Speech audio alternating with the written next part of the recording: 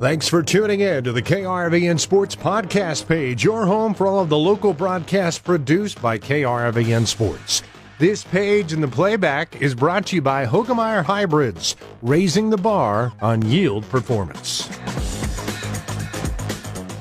KRVN Sports, I'm Jayson Jorgensen. What a start to the season for UNK women's soccer. The Lopers are off to the best start in school history, and head coach Rob Breton talks about the first 3 weeks of the year. You know, obviously there are things we can always get better in and grow in, and that's just something that we have to be honest with ourselves about as we get into the next couple of matches this weekend and then starting conference the next week, because we played some tough competition so far, but our conference is even tougher. So we try to keep our heads humble and honest and say, you know, we've done some great things, but tomorrow is a new day. Let's not look backwards. Let's look forwards.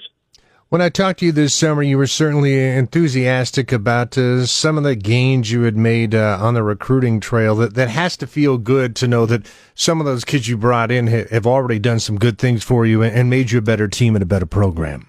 Absolutely. And I mean, honestly, every single player that we brought in or that's returning has helped make the program what it is now. The way I try to remind the girls constantly is that if we don't have every player here every day, we don't get better at practice, which makes us not be as good at our game. So everyone is being able to contribute in some way and helping the team get better, whether it's on the field, whether it's at practice, whether it's the mentality they bring on the bench or that they bring into the game. So I've been really excited and really proud of everything that the girls are doing, and they need to be proud of themselves because they're really stepping up to the plate when we need them to do their job. You've certainly played pretty well here to begin the year, but where are some areas maybe you're focusing in on? There's some areas where you feel you still could fine-tune some things?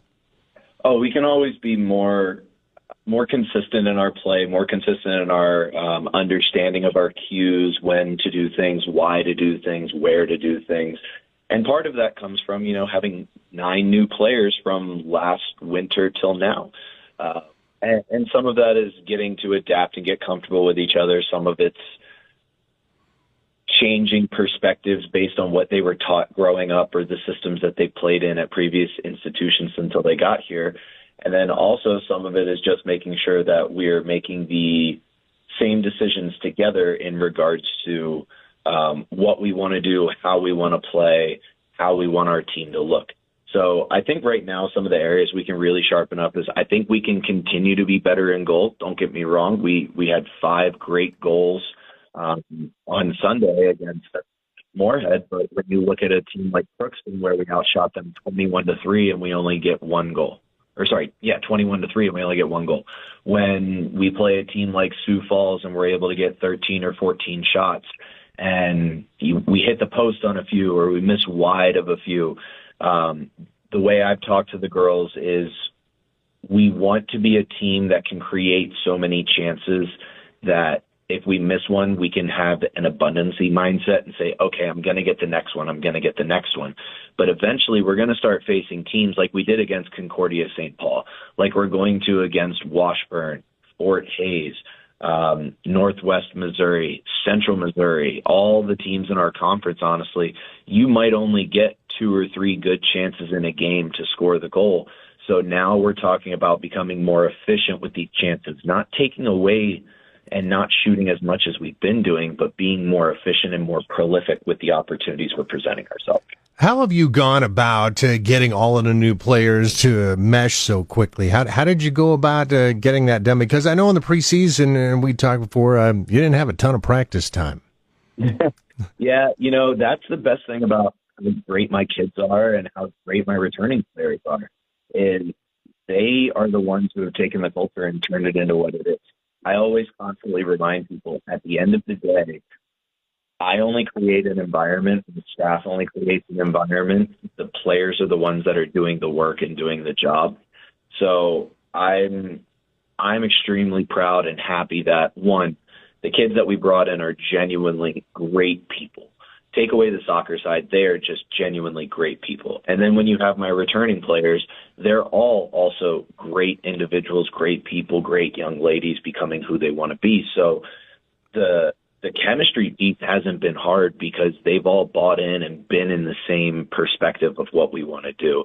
So honestly, that's made my job so easy where I can actually say, you know what, I get to focus on the soccer piece and I don't have to worry about building the relationships and the bonds because the players do that themselves.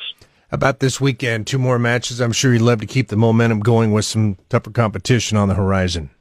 Absolutely. I mean, the way we see it, we'd love to go into conference 5-0-1 at this point. I don't think anyone, even maybe our program, thought that we would get to this point.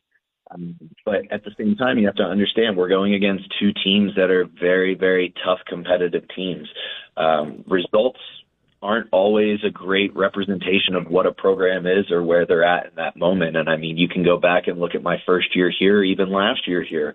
You look at the total results and you'd say, oh, this is an easy team you're going to play against. And my first year, we had 10 games that were within 1 goal difference.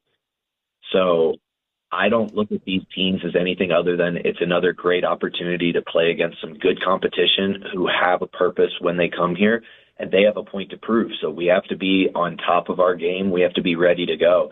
I'm excited for the girls. I'm excited for another chance for them to play at home in front of our wonderful fans and community and the support that we have here. And like you said, I'm just hoping we keep this momentum going into conference play or into the conference play so we can really show the conference what we want to do this year. And that was Loper head coach Rob Breton. UNK will look to keep their winning ways going with a matchup at 2 on Friday afternoon against Western Colorado. Then they come back on Sunday at 2 as they battle Black Hills State. For KRVN Sports, I'm Jayson Jorgensen.